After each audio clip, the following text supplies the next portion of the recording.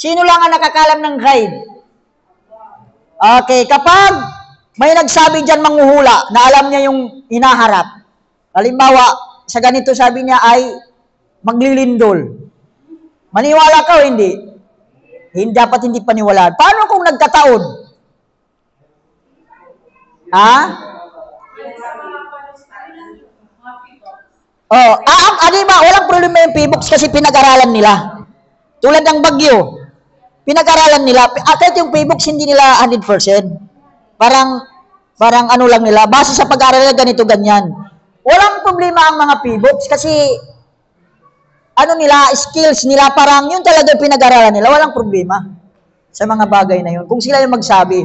Pero ganun pa man, ang lindol, talaga, wala talaga yung nakakalam dyan.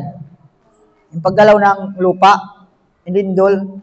Kung mayroon man, hindi naman 100% yan. Tulad ng mga P-Box, sabi niya may ganito, ganyan.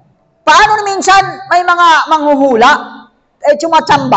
tumatama. Okay, ganito kasi, minsan, kasi, alimbawa, hulaan ka. Di ba, pupunta ka sa manghuhula.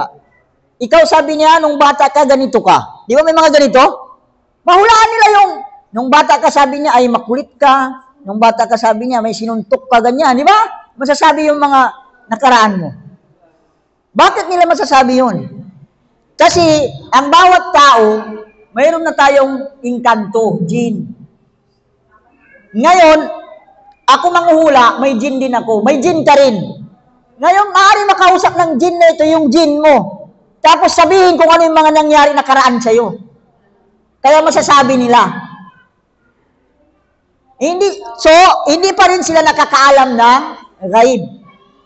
Pero, base may nagsabi sa kanila, yung inkanto mo at inkanto ng manghuhula, sinabi doon. Tapos yung manghuhula, yung inkanto ng manghuhula, siya yung nagsabi sa manghuhula. Tapos sinabi ng manghuhula. Kadalasan nito yung mga nakaraan. Pero yung mga hinaharap ay bihira tumatama. Tulad ng sinabi ko, mayroon na nagsabi, sabi na maggunaw na ang mundo 2000, yung anong 2000 yan, dumaan na lang, wala naman. Pero may ano ko noon na ano, pero,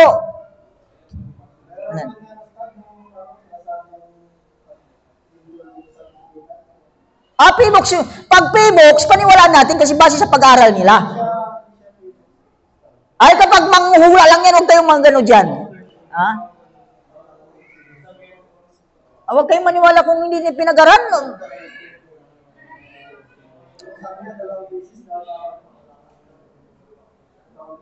Sinabi lang niya may lindol. Pero hindi niya naman kung kailan. Tsunami. Wala pa naman tsunami. Tinan mo, hindi din tumatama yung ano niya. Paano lang sa kalipat samba lang. Kung mayroon man, na ganyan, kung mayroon man, inkanto nila yung mga nagsasabi. Minsan, kasi bago yung si Propeta Muhammad, nung panahon ni Propeta Muhammad, before sinugo si Propeta Muhammad, ang mga inkanto, nakakaakyat sila sa taas ng langit. Kasi mga inkanto makakaakyat sa taas. Nagnanakaw sila ng mga balita. Pagkatapos yung balita na yun, sinasabi na sa mga manghuhula. Kaya nga that time, kung magbasa-basa kayo ng mga sinauna, yung mga hari, mayroon talaga silang manghuhula. Mayroon talaga silang manghuhula. Ang mga hari, nag-aalaga sila ng manghuhula. Kaya nga makita niyo yung kwento ng yung Ashabul Ukhdud, yung Suratul Buruj. Di ba yung kwento doon, yung manghuhula, matanda na. Nung matanda na siya, sabi niya, magpadala ka ng isang bata na magaling, tuturuan ko. Tuturuan kung paano manghula. Ibig sabihin, may manghuhula. Talaga. Pero nung sinugo si Propeta Muhammad, hindi na sila makapasok. Babatuhin na sila. Ganon ka pangalaga ng Quran. Yung si Propeta Muhammad kaya hindi pwede mahaluan ng Quran. Walang makapagnakaw. Hindi sila makapagnakaw na ng balita. Ganon noon. Yung magnanakaw na balita. Tapos sinasabi sa manghula. Ang manghula ay nakakahula. Kaya nga bago si Propeta Muhammad sinugo, marami talaga manghula. Pero ngayong panahon, di ba, madalang na. Madalang na yung mga manghula. Okay na? Yung tungkol sa ghaib. Okay. Ang kaisahan sa pangalan at mga katangian. Okay, basa nga. Ang kaisahan dun sa baba. Ang kaisahan sa mga pangalan at katangian. Sige nga. Yan, meron ka pala dyan. ang kaisan sa mga pangalan at kahihiyan ay ang pagbubuod lang sa Allah lamang sa kanyang mga pangalan at kahihiyan. Tapusin mo na. At yun? At iyan ay pamamagitan ng pagkilala sa mga pangalan at kahihiyan. Kinilala ng Allah para sa kanyang sarili na nakasaad sa kanyang aklat o nabanggit sa kanyang sugo ng walang Tahrib. Pagpapalit ng kahulugan. Walang Taktil. Pag-aalis ng kahulugan. Walang takdir. Pagdalarawan ng kahulugan at walang tamsil. Tamsil.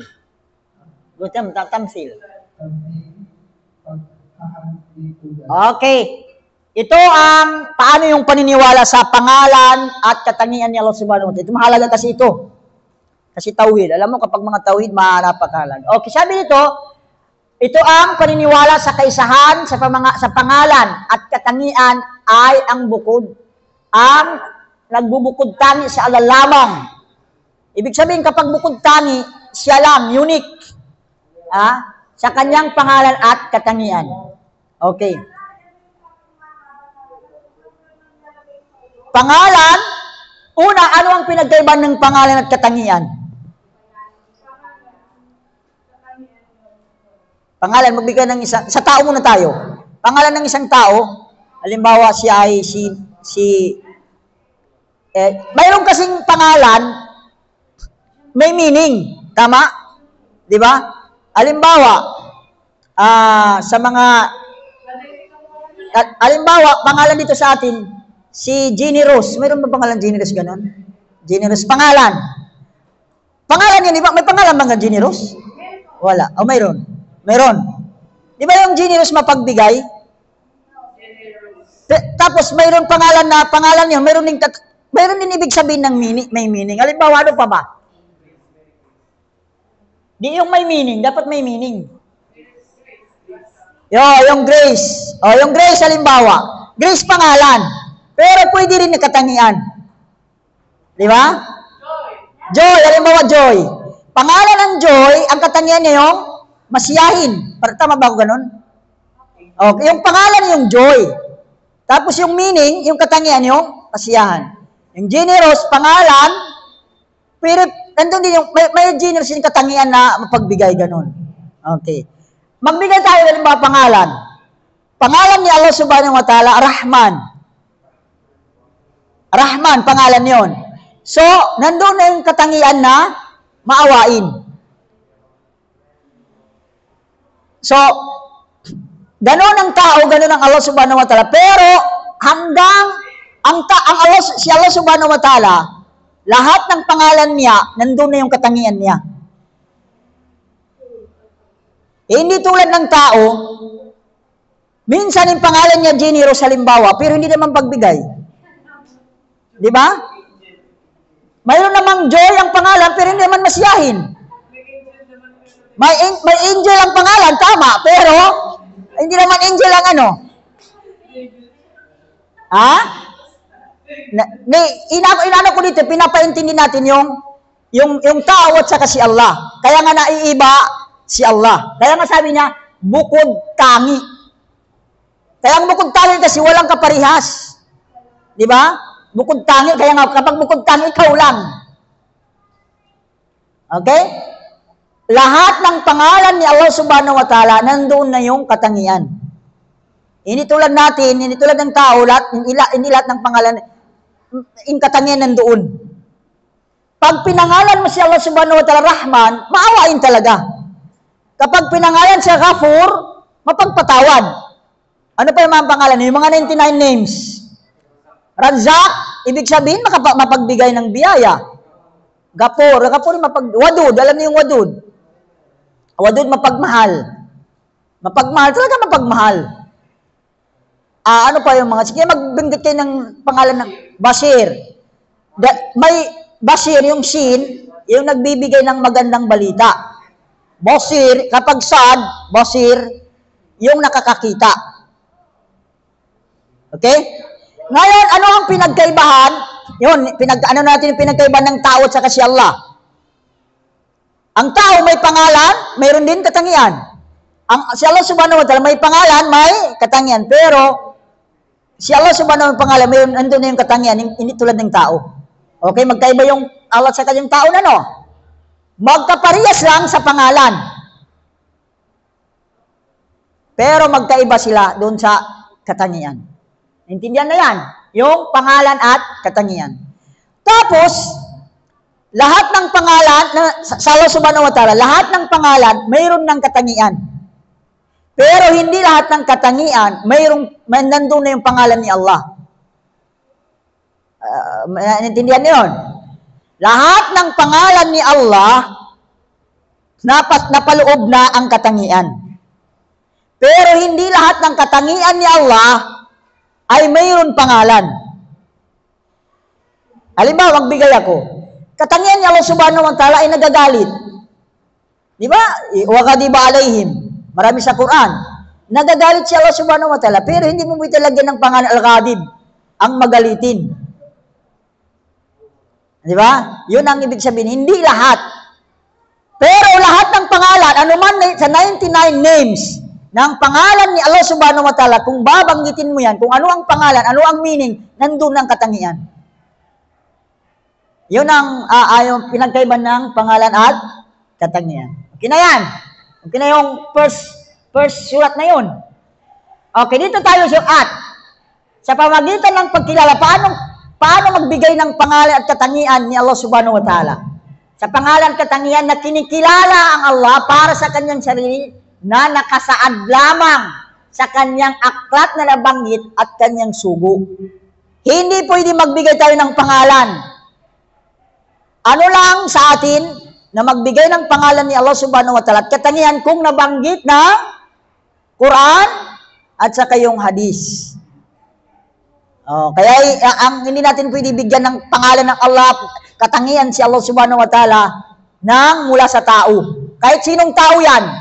Ang pwede lang kung siya binanggit niya sa Quran o binanggit ni Propeta Muhammad. Yun lang. Okay? Tapos, saan na tayo?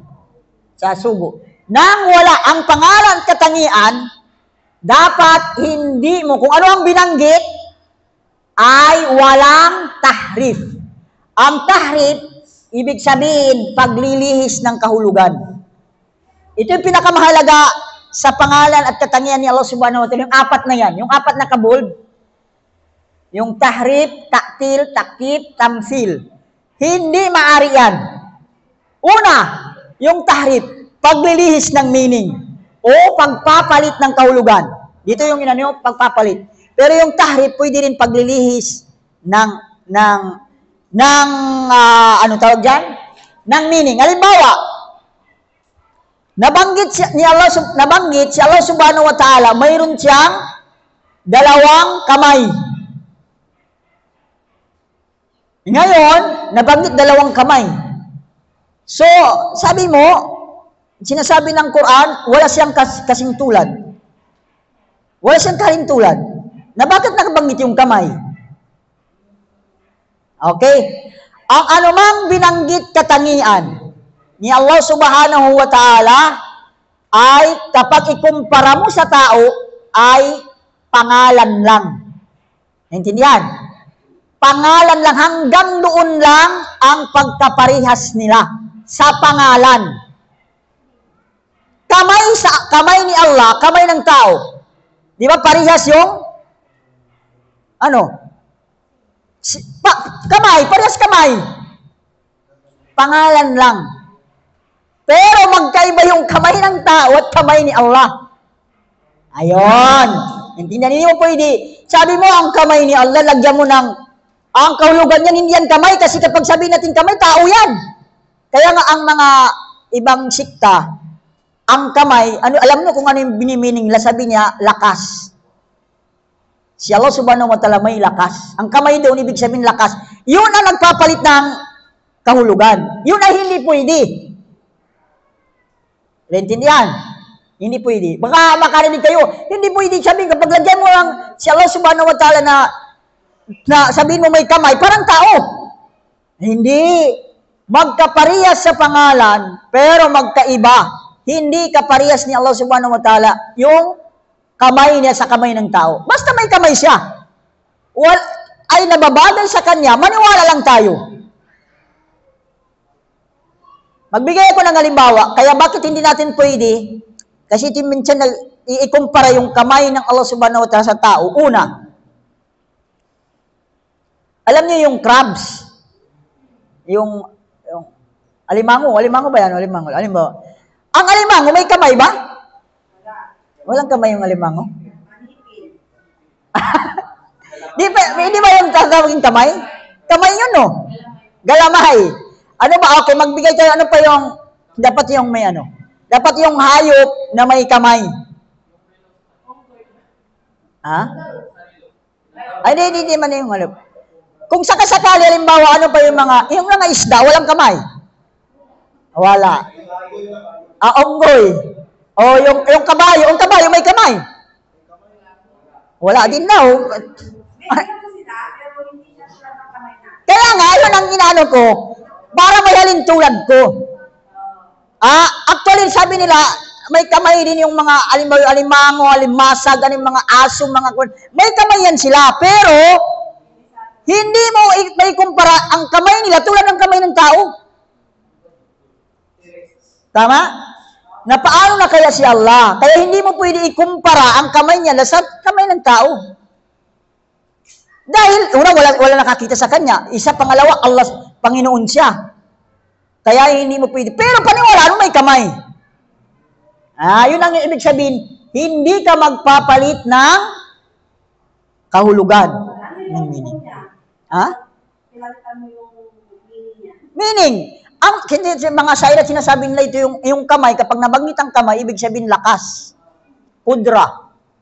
Kaya, doon yung ayat sabi na tabarakalladhi biyadihil mulk. Doon sa tabarak, sabi niya ay blessing o mabiyaya, mabiyaya si Allah subhanahu wa ta'ala na sa kamay niya ang paghahari. Hindi sa kamay niya. Sabi niya ay nasa lakas niya ang paghahari. Yun na nga, pinalitan. Bawal yun. Yung mga ibang sikta, pinapalitan nila. Kaya nga sinasabi natin, hindi pwede palitan. Ay, naman maaari kang labas ka sa Islam. Bakit? Hindi mo pinaniwalaan. Ang hindi ka maniwala, isang aya lang. Sa Quran, labas ka na sa Islam. Hindi kailangan na marami pang aya na hindi mo pangniwalaan. Isang aya lang. Na hindi mo paniwalaan si Allah subhanahu wa ta'ala may kamay. Ay makalabas ka sa Islam. Kaya sensitive ito. Ay, hindi pwede. Kaya nga nakalagay dito tayo sa sinasampol ko lang. Hindi natin hindi natin palitan o ilihis ang meaning. Okay na yan. Okay na yung isang board na yan. Yung naka-board pa, isa pa lang tayo. Pangalawa, wala ta'til. Okay. Wala ta'til, ito pag-alis ng kahulugan. Alisin mo, sabi na hindi yan kamay. Sabi mo, wala talagang kamay kasi hindi pwede. Alisan mo yung meaning. Yan ang ano. Walang takyif. Ang takyif, ilarawan. Ilarawan mo, sabi mo yung kamay, ganito, may 5 daliri, ganyan, mahaba yung, ayun, takyif. Hindi pwede ilarawan. At hindi rin pwede hiyalin tulad, tamthil. Lahat ng katangian ni Allah subhanahu wa ta'ala. Hindi lang kamay ang nabanggit, siya rin ay mayroon mata. Mayroon, wads, nabanggit yung wads. Yung mukha. May nabanggit din yung paa. Nabanggit din yung paa. Dapat pinapaniwalaan. May aya ba na nagsasabi na ginamit tayo sa ulo ba?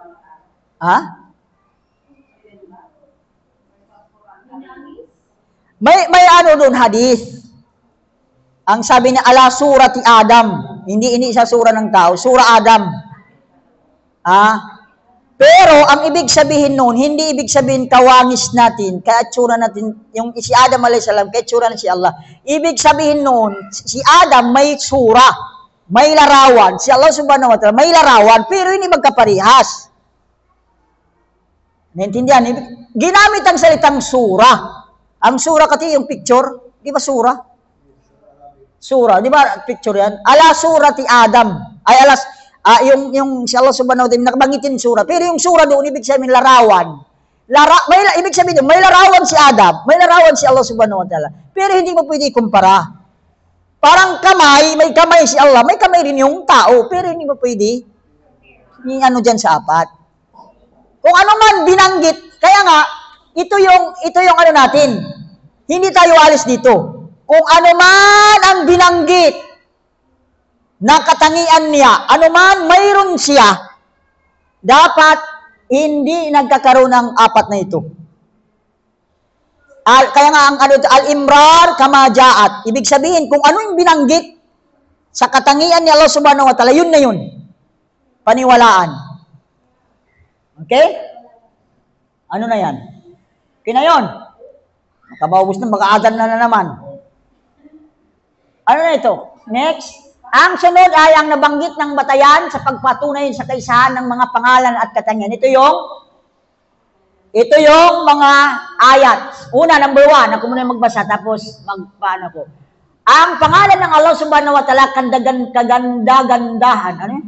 Ay, kaganda-gandahan. At ang kanyang mga katangian ay kataas-taasan at ganap. Ibig sabihin, yung pangalan ng Allah subhanahu wa ta'ala, pinakamaganda. Kaya nga maganda yung mga pangalan, although pinakamagandang pangalan yung, di ba, Abdul Razak, Abdullah, Abdul Rahman, Abdul Rahim, di ba? Maganda mga pangalan na ganun. Actually, pero hinihina nila yung hadis. Parang sabi ng khairul asma, ma'ubbida wa yung ma'ubbida. Ibig sabihin yung magsisimula sa Abdu at saka si Muhammad. Hindi sa pangalan sa lalaki lang natin. Yun lang ang naaalala ko.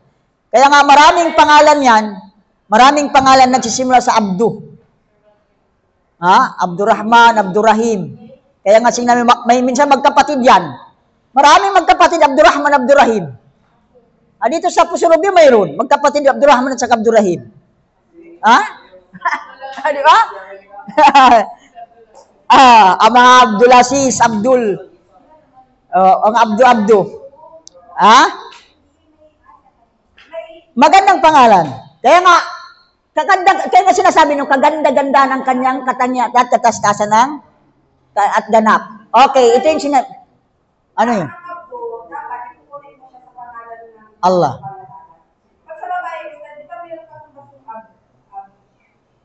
Oh, mayroon.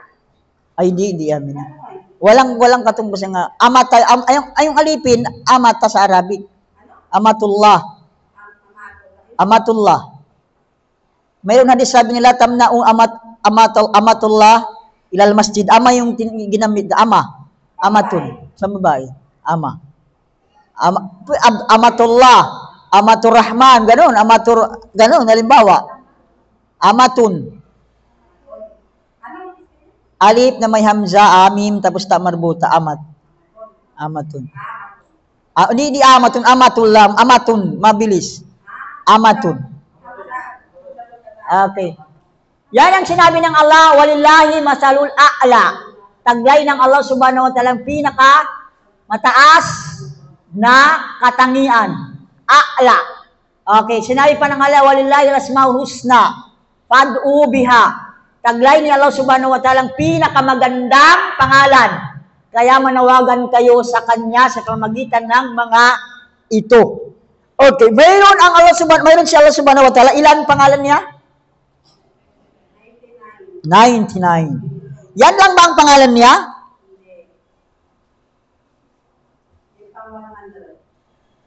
Yan lang ba yung 99?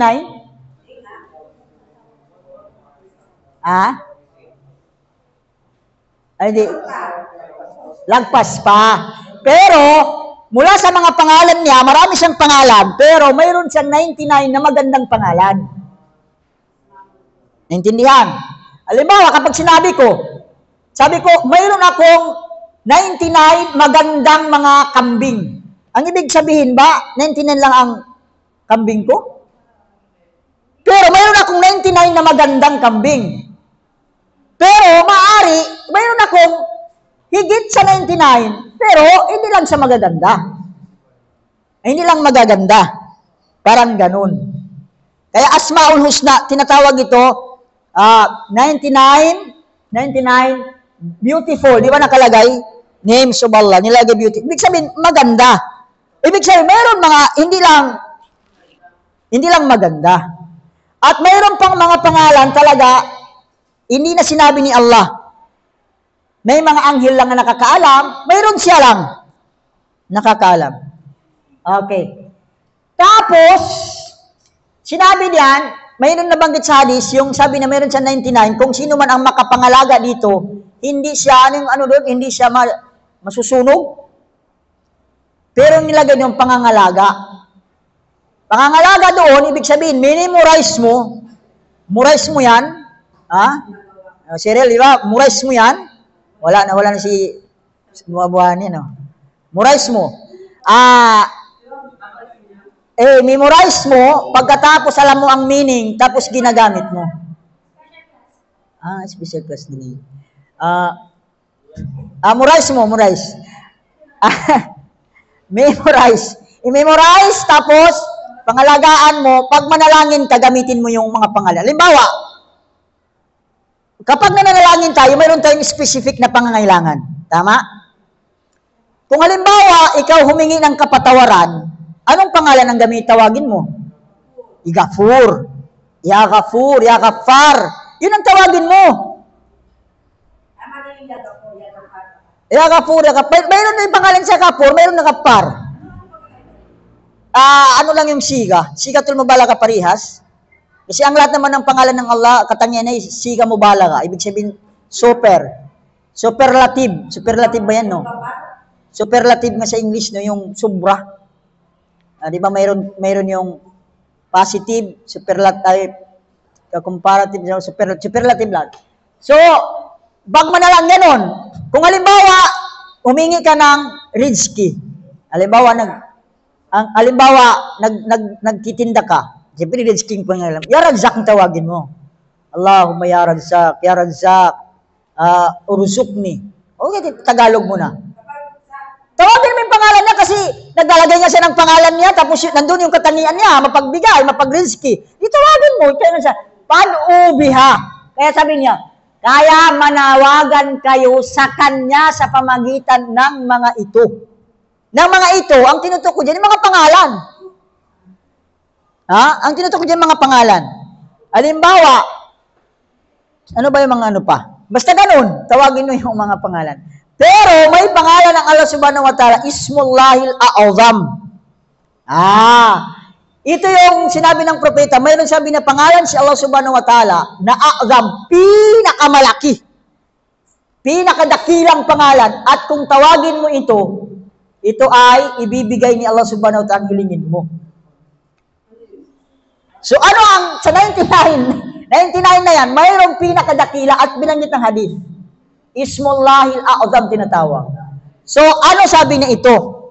May nagsasabi yung pangalan Allah. Nabjul Jalala. May nagsasabi yung pangalan Hayyul Qayyum. Di ba? Yung Hayyul Qayyum, magtanong ako, itatanong ko ulit ito kung ano yung pangalan niya sa susunod na linggo. Ano ang pinakadakilang pangalan ni Allah subhanahu wa ta'ala? Na kung tawagin mo ito, ibig sabihin ito yung gamitin mo, ito yung tatawagin mo, ay ibibigay ni Allah subhanahu wa ta'ala ang panalangin mo. Actually, nabanggit sa hadis yung ang Hayyul Qayyum. Hay, buhay. Qayyum. Ibig sabihin, magpakailanman. Hayyul Qayyum. Tayo, may kamatayan tayo, hindi Hayyul Qayyum tayo. Pero, ang Hayyul Qayyum, 3 beses binanggit sa Quran. Una, Suratul Baqarah, Ayatul Kursi. Pangalawa sa Suratul Imran. Pangatlo sa Suratul Taha. Kaya may pangalan ka, ito yung mga pinaka, kung halimbawa, mayroon kayong mga hilingin na kailangan, ito yung tawagin ninyo. May mga nagsasabi ng mga ulama, ito lang yung sinasabi, Ismullahil A'zam. Ya Hayyu Ya Qayyum, Hayyul Qayyum. Ya Hayyu Ya Qayyum. Ibig sabihin ng hay, buhay. Qayyum, nakatayo, ibig sabihin kain. Ya Hayyu Ya Qayyum. Kaya may panalangin yan. Yun yung panalangin. Yun yung gamitin natin kung nangailangan tayo ng tawag dyan, panalangin. Okay? Mga sikrito na naibigay natin yung. Okay. Pangalawa, ang mga pangalan ni Allah Subhanahu wa Ta'ala sa kanyang mga katangian ay tawqifiyah. Okay. Ano ang tawqifiyah?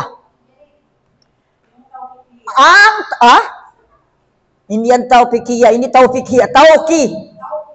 Magkaiba yung tawfik at saka tawqif. Ang tawfik, yung kusa. Okay.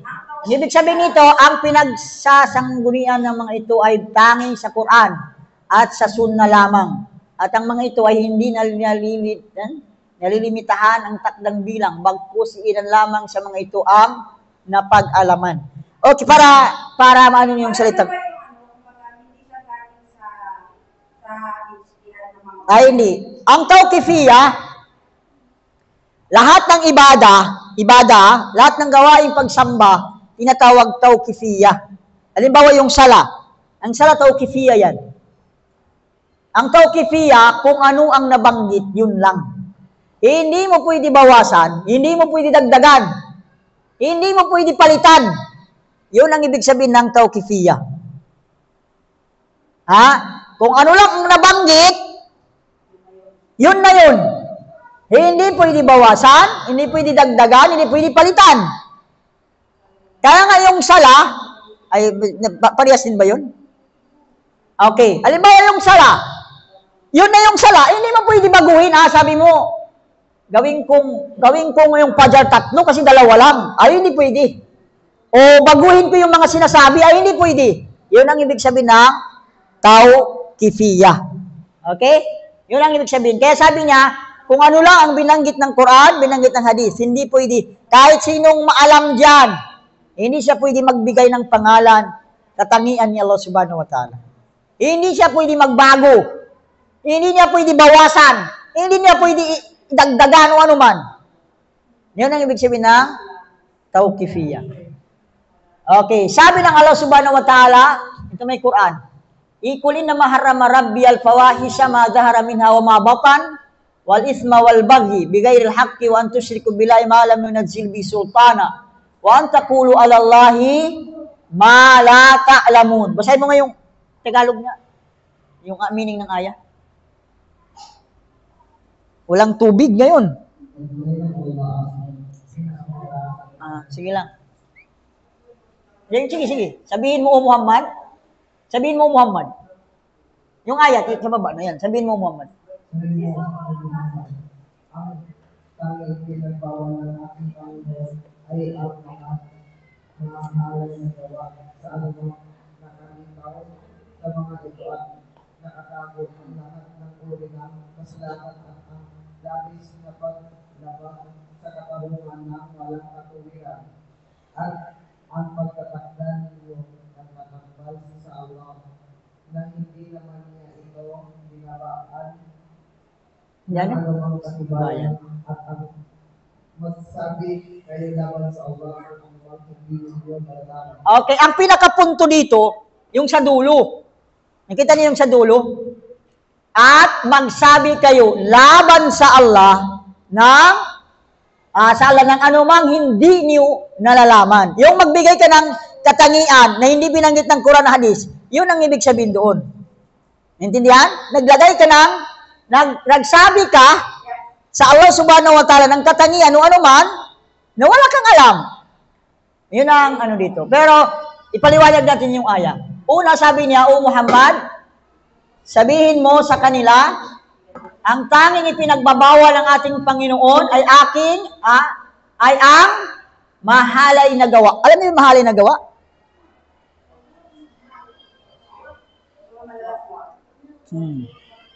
Mahalay na gawa. Kasi yung malalaswa, ito ay, hindi malalaswa, tulad ng ano dito, yung mga zina, pangangalunya, pangapid. Yan ang mga ipinagbawal, nakalantad man, nakalitaw man, o nakatago. At ang lahat ng uri ng kasalanan, isim, yan ang isim. Wal bagi at labis ng paglabag sa katarungan ng walang katwiran. Bagi. Yan ang bagi. Minsan ang bagi, yung parang kalaswaan din. Pawahis? Ang pawahis yung pahisa. Ha? Di ang pawahis, ito yung malalaswa. Oo, mahalay. Ang pahisa, ito yung mga, sabi ng mga ulama, ang ibig sabihin ng pawahisa, ito yung gumagawa ka ng hindi na likas. Parang yung hindi na likas ba? Halimbawa dito yung panahon ni Lot. Yung lalaking gustong lalaki. Parang umaalis siya sa likas. Yan ang ibig sabihin. Sabi ng mga ibang ulama nagpapaliwanag ng ibig sabihin ng pag marinig yung salitang pahisa o pawahis sa Quran, yung mga malalaswa o yung mga mahalay na gawa. Mga gawain, lumalagpas siya lumalabas siya sa mga kinagisnan. Intindihan? Kinagisnan natin, likas sa atin, yung lalaki, ang gusto niya, ang babae. Tama? Ang babae gustong lalaki. Ngayon, kung naging ang lalaki gusto niya ang lalaki, ang babae gusto niya ang babae, yun ang tinatawag pawahis. Pawahis. Yung lumalabas ka sa likas sa'yo. Pero, wala mo naman yun. Pero bakit kaya ginagawa nila, no? Lalaki gustong lalaki. Pero, para sa atin, kung tayong mga lalaki, parang, mahirap mangyari yun, no? Ha? Pero, mayroong mga gumagawa. Ganon din yung babae. Iba kayong babae, parang hindi nyo maisip, yung babae, gusto rin babae. Di ba sa sarili ninyo? Pero mayroong mga gumagawa. Bakit yan? Kaya yan ang tinatawag pahisa. Kaya sabihin mo yan, Muhammad, inaram ng yung Panginoon na ang sa gagawain na ganyan. Yun ang tinatawag mahalay na gawa. Ang bari, ito kaya nga tinan mo dyan. Ang lahat ng at labis na paglabas ng katarungan ng walang katwiran. At pagtakda sa inyo ng pagtambal sa Allah subhanahu wa ta'ala. Diyan yung pagtambal. At binabaan ng anumang katibayan. Ito yung walang katibayan. Ibig sabihin, magsabi ka ng mga walang katibayan. Next. Sabi ng Allah subhanahu wa ta'ala, ako na lang, pagka marapit na mag-adan, ba? 2:43. Ha? Uy, magal po. Nag-ano tayo agad sa tawid na mahaba pa pala. Okay. Okay, ako na yung magbasa. Mabilis. Mahirap kasi pag cellphone. Okay, bakit bawal tayo yung pinakadulo, yung kaninang binasa natin? Sabi na, yung magsalita ka ng, anong tawag doon? Magsalita ng, anong sa kadulong aya? Magsalita ng, yung kanina. Bala, hindi ko nabalikan. Magsalita ng, yung pinakadulo ng aya.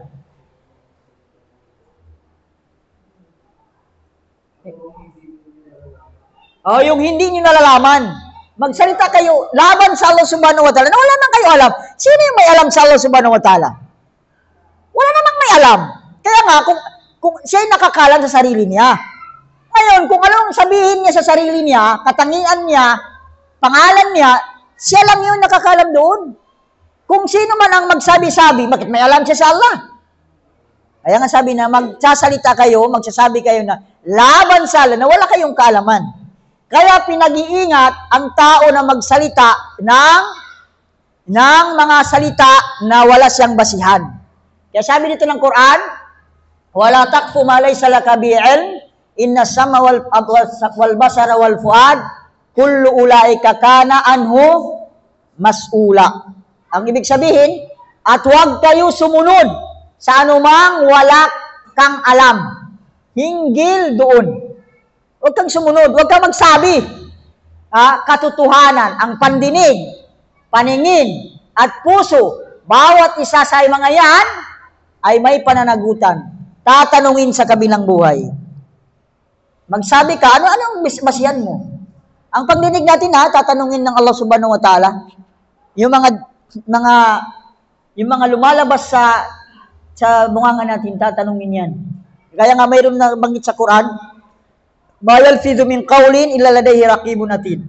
Ibig sabihin, lahat ng lumabas sa bibig mo nakasulat. Lahat, magmura ka, anong tawag diyan? Nagsalita ka ng bad, masama, nakasulat yan. Kaya nga, sabi niya, mag-ingat kayo Pandinig, paningin, mga puso, lahat yan ay may pananagutan. Mananagot kayo. Bakit mo sinabi yan? Bakit lumabas sa bunganga mo yan? Turo ba yan ng Islam? Di ba? Okay. Next. Basahin mo na lang. Last na. Basahin mo, mahaba yung ano. O Allah, yung hadis, meaning. Lakasan mo Oo, ako ay iyong alipin, anak ng iyong lalaking alipin, anak ng iyong babaeng alipin. Ito yung babaeng alipin? Ama at ama? Ang aking nasiya ay sa iyong mga kamay. Ang iyong mga ipinag-uutos sa akin ay dapat ay sa gawa ng walang hanggang at ang iyong naakasan sa akin ay makatarungan. Hinihiling ko sa iyo at sa bawat pangalan mo na iyong ipinangalan. Sa iyong sarili ay ipinahayag sa inyong aklat o itinuro sa sino man sa iyong mga nilikha o ang iyong pinanatili sa mga lingid na kaalaman sa iyo na iyong ginawa ang Quran bilang siyang buhay ng aking puso at ilaw ng aking pagtitid. At layo ng aking mga Kalungkutan. hatian at nakapag-alis ng aking mga pamababa. Sinalaysay ni Ibn Hibban. Abot ba dito yung mic? O dito na lang mag-mic. Kailangan ko kasi turo sa inyo yung pinaka-punto lang hadis. Okay. Di ba sabi natin yung pangalan ng Allah subhanahu wa ta'ala at katangian ay tawqifiyah. Ang tawqifiyah kung ano lang ang binanggit. So ang kanyang pangalan at saka katangian, minsan, sabi dito, aking dapat magsagaw sa hanggan ng iyong kataas-tasan. Saan yung hinihiling ko sa iyo sa bawat pangalan mo. Tingnan niyo binanggitin yung pangalan. Adon as'aluka bi kulli ismin huwalak. Sabi niya, yung sa pangalan mo, na iyong ipinangalan sa iyong sarili. Sino nagbigay ng pangalan sa kanya? Siya mismo sa sarili niya. O, pinahayag sa iyong aklat. Binanggit sa Quran. Pangalan, katangian binanggit sa aklat sa Quran. O, itinuro sa sino man. Sino ang mga tinuro? Maari tinuro kay Propeta Muhammad, tinuro sa mga anghel. Sa sino man na gusto niya, sa iyong mga nilikha. Ibig sabihin, ang pangalan ni Allah subhanahu wa ta'ala, hindi natin alam kung ilan. Mayroong mga pangalan, kung nilagay niya sa aklat, yan ang alam natin. Nilagay sa Quran, sinabi ni Propeta Muhammad. O mayroon siyang tinuruan, sino man sa iyong mga nilikha. Ito hindi natin alam kung sino yung mga tinuro niya. Maaari sinabi niya sa mga anghel, may pangalan pa siya na sinabi niya, na hindi niya binanggit kay Propeta Muhammad. Pagkatapos, higit sa lahat, sabi niya, yung pinanatili sa mga lingid na kaalaman. Ibig sabihin dito, mayroon siyang pangalan na hindi niya na sinabi. Wala nang siyang pinagsabihan. So, ang pangalan ng Allah subhanahu wa ta'ala katangian, siya ay nagsabi sa sarili niya, binanggit niya sa Quran, tinuro niya sa sino man, sa kanyang nilikha, at mayroon din siya mga pangalan na hindi niya na sinabi, siya lang ang nakakalam. Nanatili yung pinanatili. Ibig sabihin nandoon. Sa pinanatili sa mga lingid. Lingid yung hindi alam, yung ghaib. Lingid, yung hindi nakikita. Ng kaalaman, nasa sayo. Kaya nga, ang pangalan ni Allah subhanahu wa ta'ala, walang, hindi natin alam. Maliban kung ano lang yung mga nabanggit sa Quran, yung 99 names, yan ay binanggit niya. Yan ang sinasabi na, sinabi mo sa aklat mo, tinuro mo sa isa sa mga nilikha mo.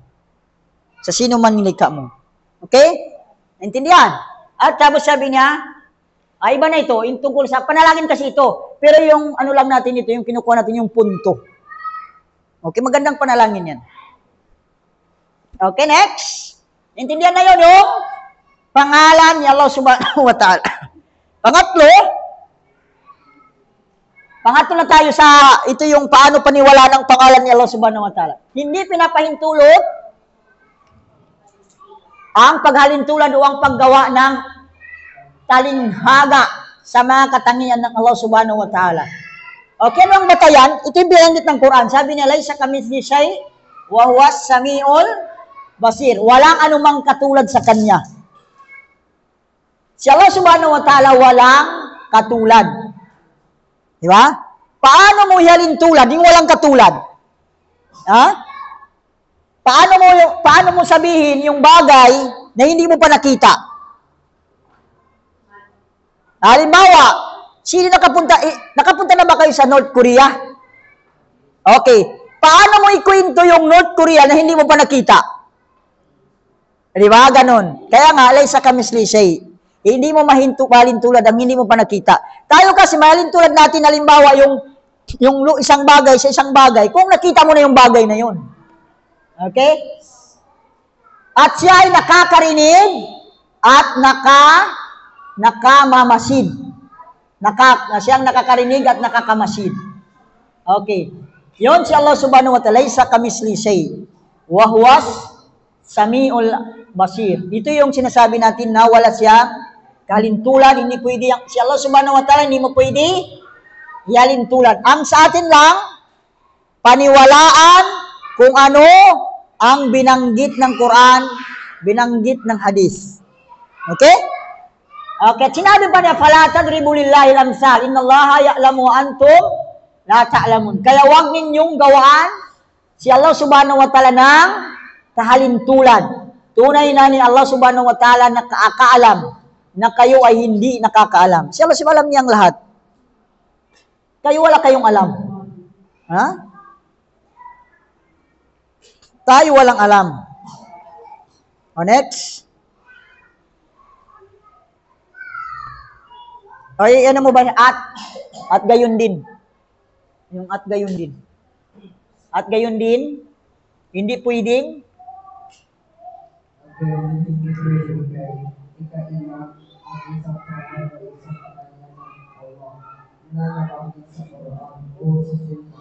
dahil ito ay pagkakit ng katawan sa Allah. Ngayon din ang pag-aalis ng kahulugan ng mga pangalan at mga katangian ay pumipili ng pagpapalit ng yung palitan mo yung kahulugan. Ng programang o ng pagpapasinungaling sa mga Lalo na yan. kalakit ng pagpaparangan Ng kahulugan. ng kahulugan sa kanay ng Allah at pagpapahintulan ng kanya sa mga nilikha sadyang may kakulangan. Okay.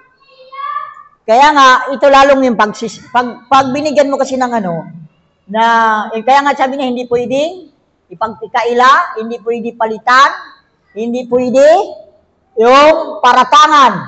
Ito ay paratang kasi kapag binago mo, ganito, ganyan, nagpaparatang ka sa Allah subhanahu wa ta'ala. Kaya walang nakakita sa Allah. Walang nakakita. Paano mo sabihin yung ganito, ganyan sa Allah na hindi mo nakita? Kaya ang ganun paratang. Ano ibig sabihin ng paratang? Ang paratang yung, alam niyo yung paratang, yung salitang paratang, kalakip ng pagpaparatang. Ang paratang, yung nagsasabi ka sa isang tao na wala sa kanya, hindi totoo. Kaya nga paratang. Halimbawa dito, yung kay Maryam. Kay Maryam, sabi nila si Maryam, di ba mayroon daw asawa? Di ba mayroon sa Biblia ganun? O sabi nila si Maryam, naglalaki kaya nabuntis. Yun ang paratang. Ibig sabihin, wala silang katibayan, walang nagsabi sila ng hindi totoo. Kaya nga ang tao na magsabi sa Allah subhanahu wa ta'ala, anuman, na hindi niya binanggit sa Quran, binanggit ng sugo, yun ang lahat ng yun ay paratang. Sa Allah subhanahu wa ta'ala. Kaya tayo, wala tayong alam. Okay? Wala tayong alam. Si Allah subhanahu wa ta'ala, alam niya ang lahat, pero tayo hindi natin alam. Okay? Sino may tanong pa dyan? Meron pa ba? Meron pa kadugtong sa 3? Yung 4 na ito, susunod na. May tanong. Meron ba daw sa Quran na nagsasabi na ang pinaka-fitna ng kalalakihan ay ang kababaihan? Hadis. Hadis din nakalagay. Hadis nakalagay yung asadul fitna, parang fitna. Ang pinakamatinding sa kalalakihan yung kayamanan. Ay yung babae, kababaihan pala, babae. Matarakto, sabi ni parang asaddu, hindi ko maano yung hadis, makano yung matan niya, pero yung doon, wala ko siya miniwan na matindi na fitna sa mga kalalakihan, maliban sa kababaihan. Kaya nga, ang Yung sabi niya, yung fitna ng mga kalalakihan ay yung pamilya niya at pamilya niya at ay ba yun? Iba pa yun. Fitna rin yun. Innamal amwalu kumulado kung fitna. Pagsubok, fitna rin. Pero sa mga kalalakihan, yung pinakamatindi, babae. Kaya nga, alam natin, yung lalaki kasi, mga likas sa atin, mga kalalakihan, talaga, tayo sa babae. Diyan talaga yung mahirap talaga labanan kumbaga. Kaya nga, yung Quran, kung ano yung Quran, binanggitan, ang marami sa Quran yung sabi na inihanda ang mga kababaihan. Di ba mga hurungin? Yung mga babae sa paraiso, inihanda sa lalaki. Ito inihanda sa inyo kung matiis nyo yung tukso dyan sa mundo, ito yung inihanda sa inyo. Mga babae na kasing ganda. Walang kasing ganda pala. Walang kasing ganda. Walang kahit sino yung maganda artista dito. Wala sa ganda ng mga babae sa paraiso. Yun ang pinakamatindi na pagsubo sa mga kalalakihan. Kaya nga makikita niyo yung babae, hindi sila tukso, yung lalaki hindi tukso sa babae. Pero babae tukso sa lalaki. Naintindihan niyo? Magkaiba. Kaya nga makikita mo ang Quran, walang sinabi sa Quran, kayo mga kababaihan, mayroon kayong kalalakihan ganito. Wala. Di ba? wala kang mabasa ng Quran. Pero ang babae, madali silang matukso sa mga bagay-bagay na maganda. Mga bagay-bagay na maganda. Kaya nga, maano sila yan, naglabasan ngayon mga Shopee, yung screw, nandyan, nag-order na. Kasi madali silang matutukso sa Sino yung madaling nag-order dyan sa mga Shopee? Kababaihan kasi, totoo yun. Kasi sa ganda ba? Diyan sila na sa ganda. Sa ganda ng mga bagay-bagay. Kahit may bag pa yan, mag-order. Kahit mayroong pa siyang gamit na yun, hindi pa naman sila, order yan. Hindi, pangkalahatan yung natin. Pangkalahatan. Hindi naman yung karamihan, may mga ganito. Ang natin dito, ganito kasi yung paghahatol.